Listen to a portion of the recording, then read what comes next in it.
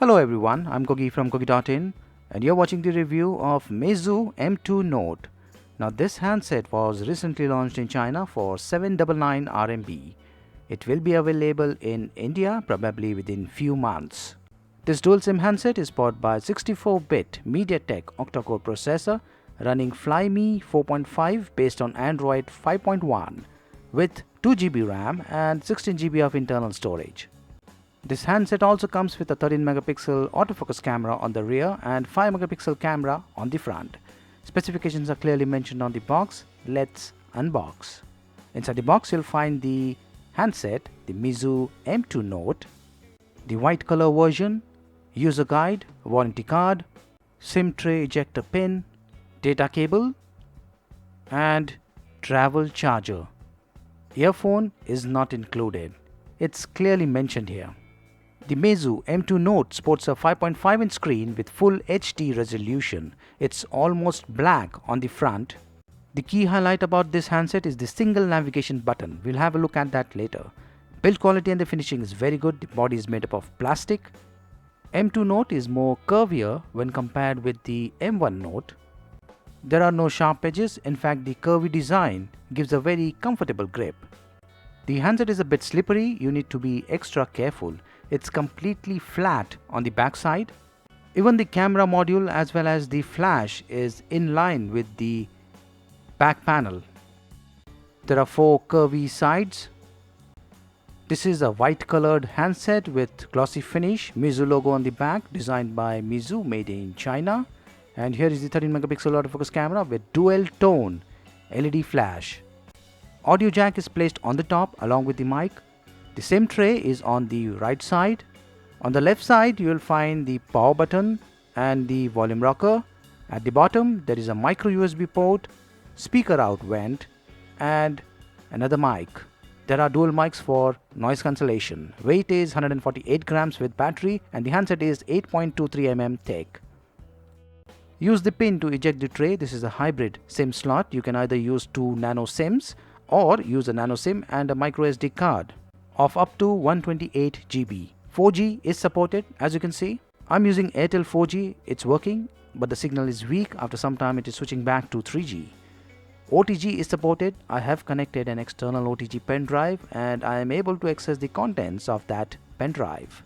There is LED notification and this is how it looks. The handset is running Flyme 4.5 based on Android 5.1. Performance is very smooth, touch is smooth and responsive. Color reproduction and the viewing angles are also pretty good. Press the navigation button to go to the home screen. This is a physical button as well as a capacitive button. To go back, tap it once. So basically this button provides 2 functions. Press it to go to the home screen and tap it to use it as a back button. If you want to access the applications that are currently running in the background, swipe this way. And then you can swipe this way to close the application or tap it to switch to that particular application. Flyme OS is highly customized. You can see the quick settings options here. You will need to install some Google application including Gmail. And here is the settings option. It's a new interface but very easy to use. There is built-in Wi-Fi, Bluetooth and GPS. There is no Hindi language option, but when the handset is launched in India, probably they might add it. In display there is automatic brightness and you can also set up the color temperature. Wireless display is also supported. There are 3 power modes: power saving, balanced and performance. By default it is set to the balanced mode. You can also customize the Flyme theme from here. I will try changing the wallpaper and set it to both lock screen as well as the home screen. And this is how it looks. For most applications you'll find some extra on-screen buttons. As you can see here, for the calculator app I can switch to calculator or to currency converter. And this button here will actually shrink the calculator. In fact, I can move this calculator anywhere on the screen. There is 16 GB of internal storage space. You'll get around 11 GB free. I have already installed some applications. And of the 2 GB RAM you'll get around 349 MB free. The benchmark app is showing 648 MB free. But don't worry about the available RAM. Performance is smooth and lag free. It's tempered glass and scratch resistant to some extent. When using microSD card, you do get an option to move the application installed on the internal card to the external card. Off-screen gestures are supported, for example, double tap to light up the screen, and there is also the Smart Touch option.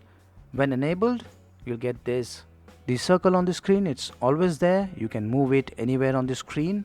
Tap it once to go to the home screen, and you can also tap and drag it on the left or the right side to move back or forward. By default, the font size is set to normal. You can change it. Let's check out the camera. This is an autofocus camera. When focused, you will get the circle and a square. You can drag the circle out of the square to control the exposure. There are different modes supported. There is slow motion, scan, light field, panorama,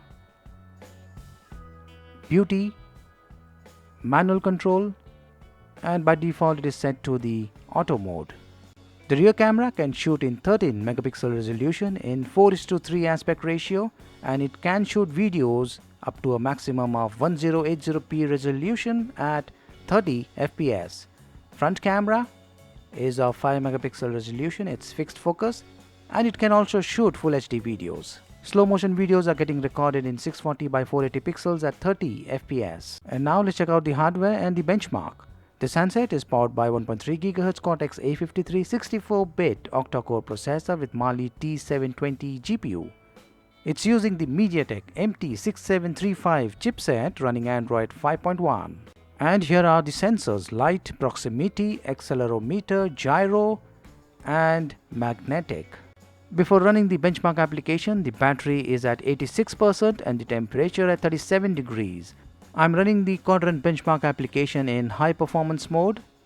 The score is 14290 and the Quadrant benchmark score in balanced mode is 10502. And now let's check out the Antutu score in high performance mode with 64-bit enabled. I got the score of 30831 in high performance mode, and in balanced mode I got the score of 25387. Nina Mark II is at 48.2 fps, and this handset supports 10-point multi-touch. After 16 minutes, the battery dropped by 5% and the temperature is at 39 degrees. Let's play some games. Asphalt 8. This game got installed on the internal storage. I'm going to set it to the highest visual quality. This game is playable, but it is not very smooth in the high visual quality mode. While playing the game, make sure you are not blocking these speaker vents. I'm now going to switch to medium visual quality mode, and the game is playing much better than before. By default, the apps are getting installed on the internal storage space, but you do get an option to move it to external storage. I played this game for about 21 minutes. The battery dropped by 9% and the temperature is 41 degrees. The Meizu M2 Note is a powerful handset using the MediaTek 64-bit octa-core processor, and it's running 64-bit Android Lollipop 5.1 out of the box. The performance is very good, pretty smooth. The camera quality is above average. You can check the sample images and videos on my website. Battery backup is average. The handset should easily last for a day with mixed usage. Meizu M2 Note will be made available in India within few months. Stay tuned.